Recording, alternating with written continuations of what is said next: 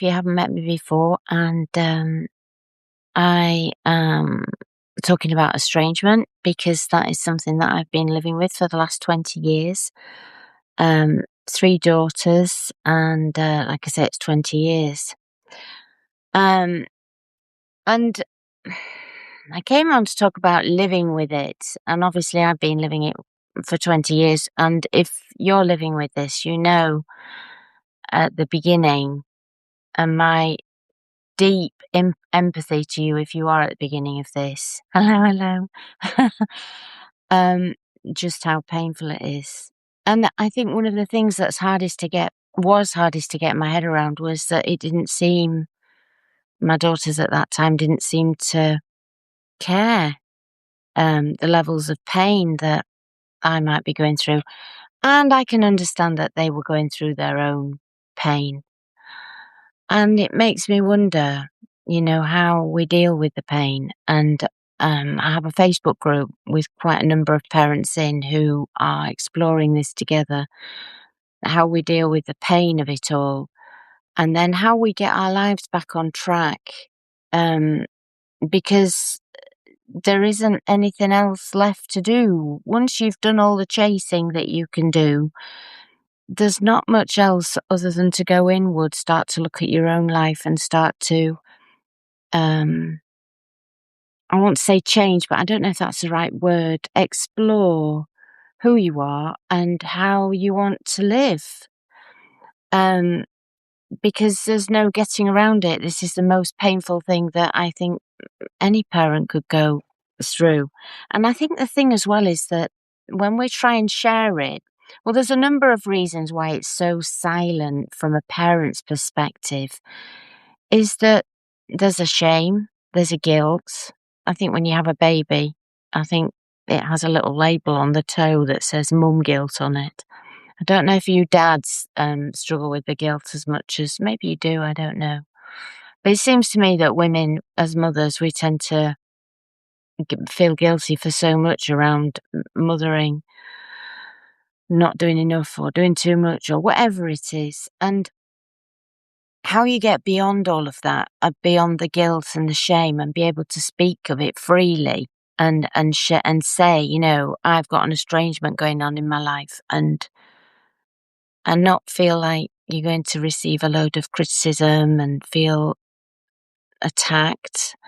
The live that I did before Christmas in December, it's still rolling around in circles, and the comments on there, some of them are really quite unpleasant towards me and anybody else who has a go at expressing their experience about being estranged.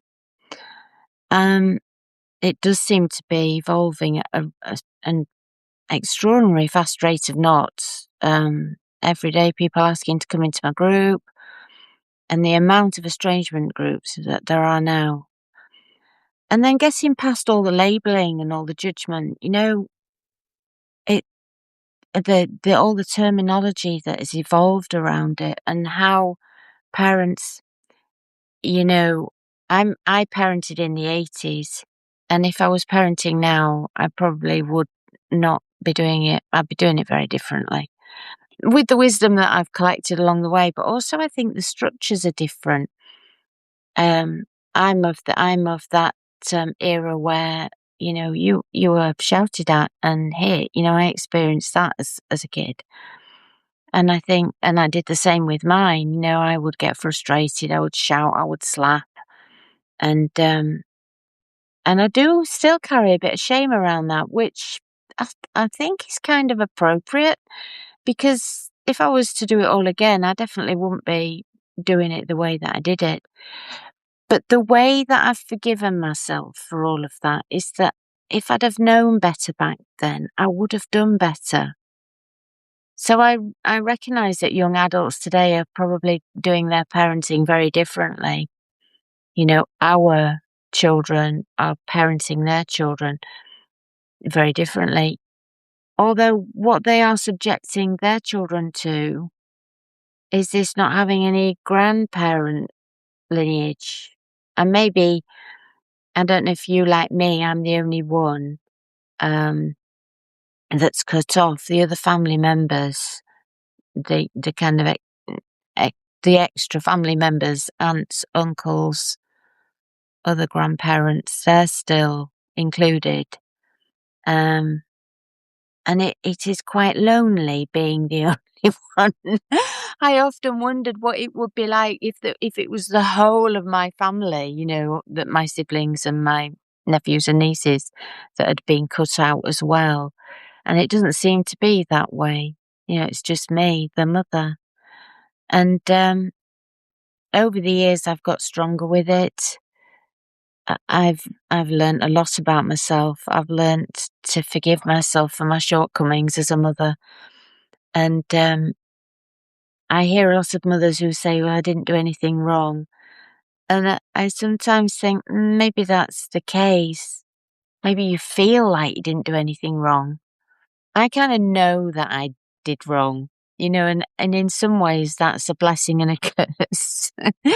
Because I knew that I had, but I'm not sure that that's why they cut me out of their life anyway, because I was not always kind and not always fair with them.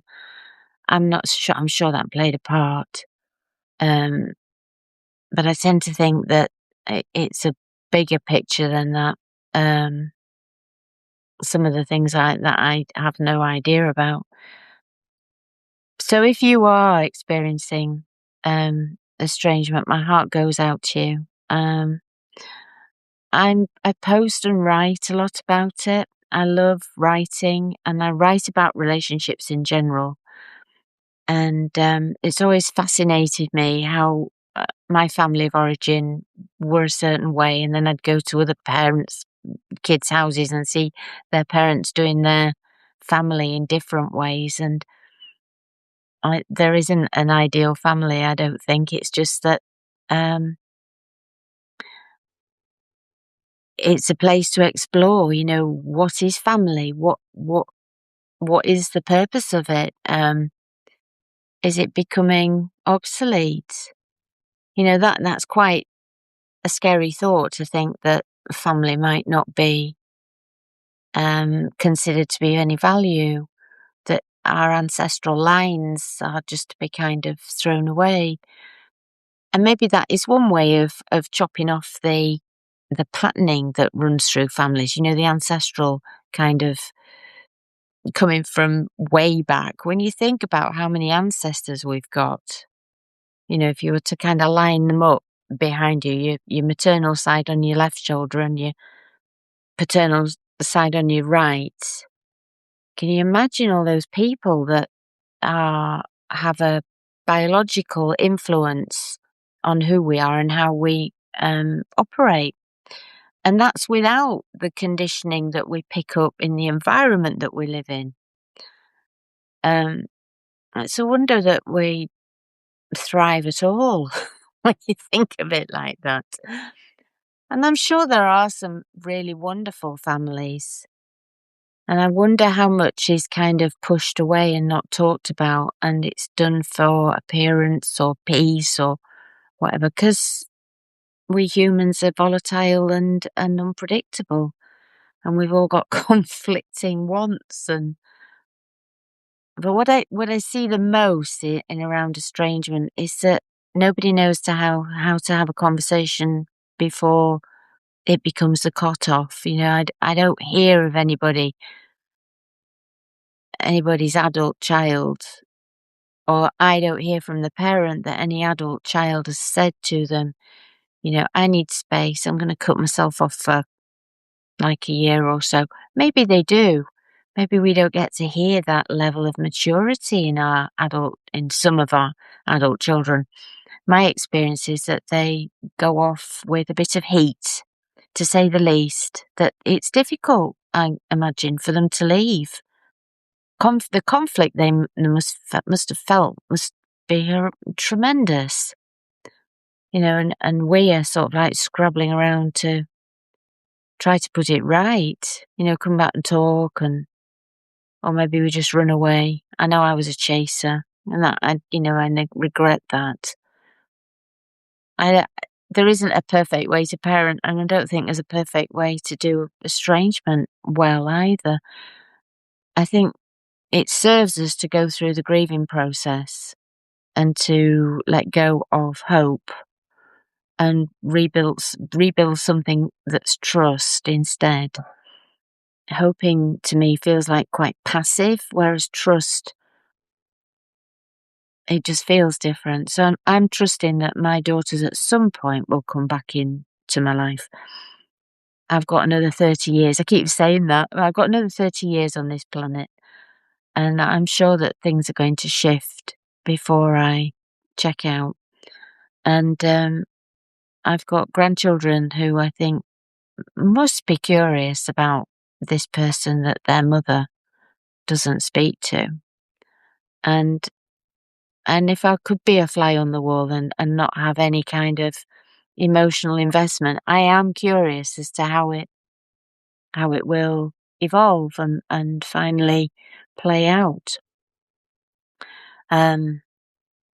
Yeah. Living with estrangement, I think, is a tough gig for anybody. And I think it's especially tough for those of us who have pinned all our identity onto our role of being a parent. I think if we've had a little bit of a life that's been, for us, that's kind of separate from that, I think we're probably in a better place. But I think the vast majority of people have really sunk their identity into their parenthood and then their grandparenthood.